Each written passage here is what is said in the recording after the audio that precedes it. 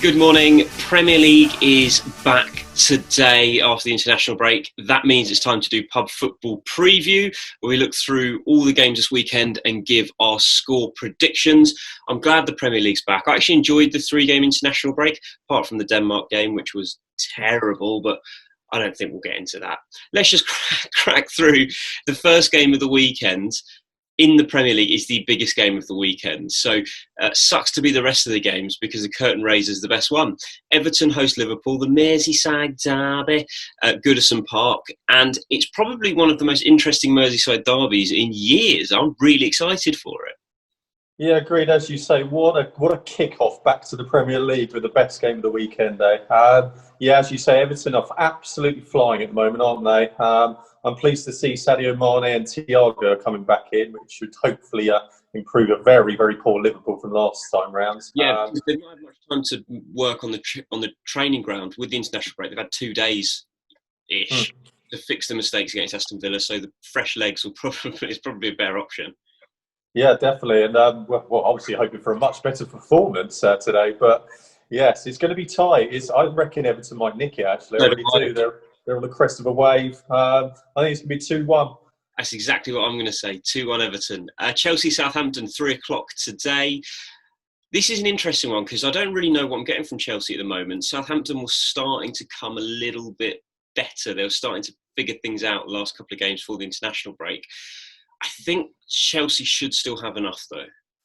Yeah, agreed. You don't know what you get from Chelsea at the moment. I thought the 4-0 scoreline against Palace a couple of weeks ago probably flattered them a little bit. And I think Ziyech's nearly back, which is good. I'd like to see him in the Premier League. Is Mendy the goalkeeper out? Because I know he picked up an injury. He is out, yes. Yes, he is. Who do you put in goal? Do you put Willie in goal? I put Willie in goal. Yeah, I don't think you can only drop Kepa for a game after the start he's had to the season. But he played for Spain. Did that help his confidence? Who knows? It just doesn't feel like I wouldn't be putting him in. No, agreed. And I want to see Timo Werner start scoring goals as well. He's not quite kind of hit the ground running yet, has he? And I quite like him. So hopefully that'll change today. I think it's going to be 3-0 home win. Well, if Southampton play the high line they did against Spurs, this could be a rout because Chelsea got a lot of pace in behind. So I'm going to go 3-1 Chelsea. I don't think they're good enough at the back to keep Southampton out. Manchester City Arsenal 5:30. Good game for the 5:30 kickoff today, as Arsenal, who've already taken on Liverpool, take on Manchester City. Not been the easiest start. City have looked vulnerable over the last few weeks. Arsenal have looked fine, I would say. They've not set the world alight. They've not been spectacular, but they do have Thomas Partey in there now to solidify a midfield that, for me, has been Arsenal's weakest product this season. Is the midfield. I haven't liked the midfield at Arsenal, so that'll be interesting if he can set the ground running against Manchester City. That is, it's not the easiest game, so it's a bit of a baptism of fire for him.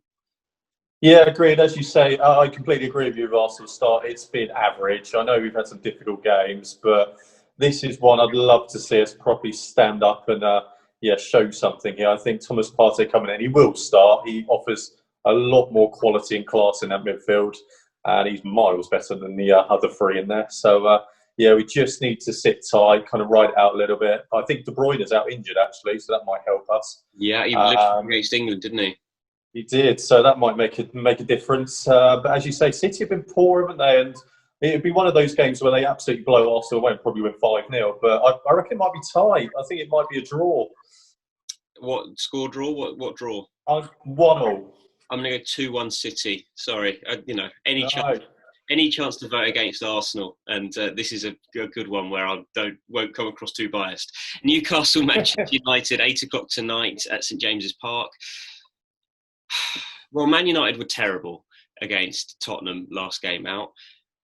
Pundits are saying players going off international duty will help them. It's not helped Harry Maguire. He got a half-an-hour red card for England, and it was a bad red card as well. Terrible tackles. The second one was unlucky in a way because he got the ball, but he should have known that you can't try and scoop the ball there and leave your studs showing. If he'd have gone through the ball properly, it wouldn't have even been a foul, I don't think. So it was silly from Maguire.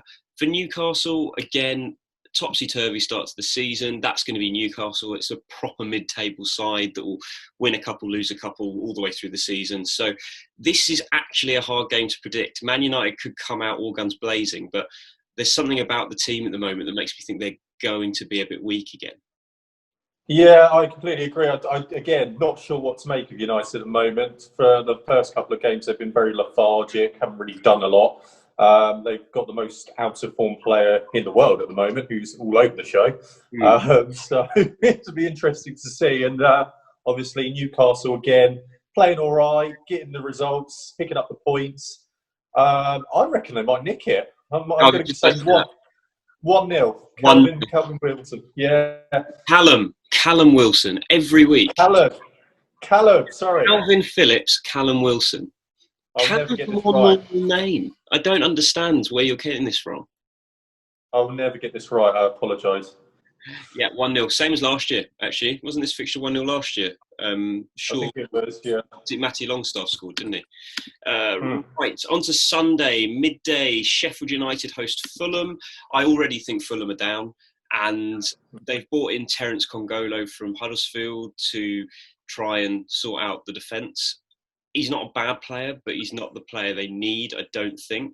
He will improve on Tim Ream and the other guy, whoever played that, Dennis Adoy, awful. All of their defenders, actually. Just Le Marchand is even a defender, but he's awful.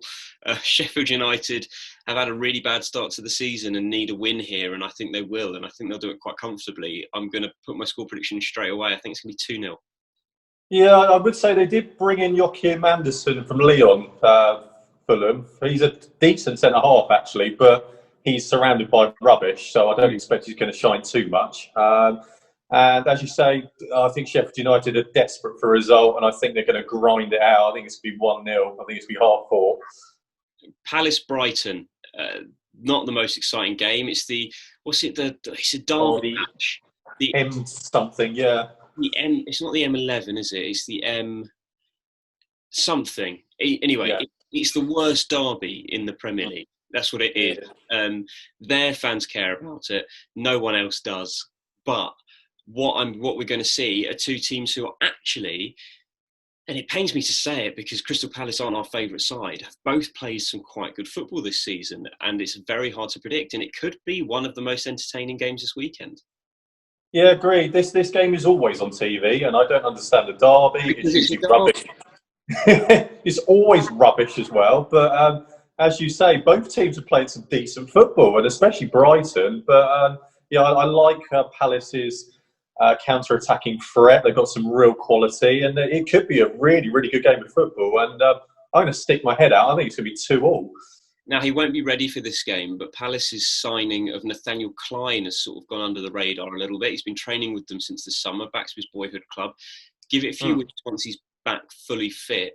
That could be a very good signing because they've always been a bit unimaginative at right back with Joel Ward. No offence to Joel Ward, but Nathaniel Klein could add something there. A little bit more thrust going forward with him and Van Aanholt on either side, and all of a sudden the attacking prowess they've got.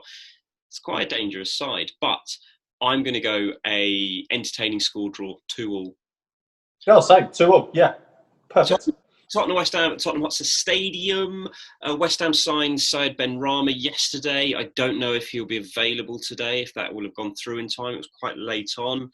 Spurs might have Gareth Bale back. He's been in training over the international break. This was the game he was touted to be back. So we could, for the first time, see Bale, Kane and Son in the same team. I can't imagine Bale would start straight away because he's been out for so long. But after the 6-1 win against Man United, typically Tottenham will probably lose this and it'd be really rubbish. But I'm quite confident. I think Tottenham are looking really good at the moment. Yeah, agreed. I like the look at Spurs. And as you say, if you can get Bale fitting on the pitch, that gives everyone a lift. But there's something about West Ham. It'll be interesting to see what happens with David Moyes actually in the stadium if they keep up their form. Because they could be absolutely on the end of the phone. And Kevin Nolan just shouting orders. So, yeah, nice little combo there at the moment. I like West Ham. I think Benrahma's a great signing. And they're getting better by the week. And even Declan Rice is starting to come to the fore a little bit more, which is good to see. But I think Spurs have got too much. They've got to kind of continue the momentum of the 6-1 annihilation of United. So I think it's going to be comfortable 2-0 home win. 3-0 Tottenham. I think Whoa. we've got goals in us at the moment. I'm really enjoying it. Leicester City, Aston Villa at 7:15 tomorrow. That's Sunday. Leicester need to bounce back with a win. Aston Villa are unbeaten with a very, very good team. And the Barkley-Grealish combination's fantastic. Also, a Jack Grealish who was, for whatever reason, after starring against Wales, overlooked in both of the competitive internationals for England.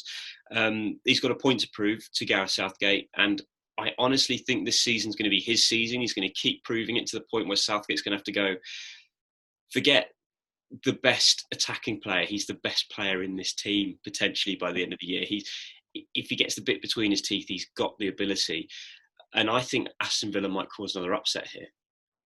Yeah, agreed. It's just baffling how he didn't get any game time in the 2 games, really. He obviously got man of the match in the first one. He was absolutely brilliant against Wales. And, just didn't get a look in after that, did he? Which I thought was just crazy. But, yeah, as you say, Leicester obviously got absolutely stuffed by West Ham at home. Didn't create a chance, I don't think. And the Villa side who were playing really well. I think it might be, as you say, just sneak on away win, I think. 1-0. 2-1 Aston Villa. On to Monday Night Football, 5:30 West Brom host Burnley. Oh, what a game. 0-0. That's all I want to say. Yeah, I'm not even going to say anything more. Yeah, 0-0 went terrible. Leeds Wolves to finish the weekend, 8 o'clock on Monday. This is actually quite an exciting game because Leeds have been brilliant. Wolves have been good, but not great yet. They had a slow start last season. They've actually started the season better this year. Most importantly for Wolves, they've kept the majority of their top players. They've lost Jota and they've lost Doherty, but Semedo's a good signing. And they have other good attacking options in that side. Podence, Pedro Neto, Traore, of course, Raul Jimenez is fantastic. I'm tempted to go a home win, though. I really like the look of Leeds. Yeah, agreed. It's a great way to end the weekend of football. I think Leeds have been an absolute breath of fresh air for the Premier League. They've been fantastic since coming back. And as you say, Wolves have done all right. As you say, I don't really know where they're going to finish this year. Maybe around sort of 6th or 7th probably is about right. I agree with you. I think it's going to be a home win. I think Bamford's going to score some goals. 2-0. 2-1. That was Pub Football with Miles and Jimmy. We'll be back to review this weekend's action when it's finished, obviously. There's only one thing left to say, and that's cheers.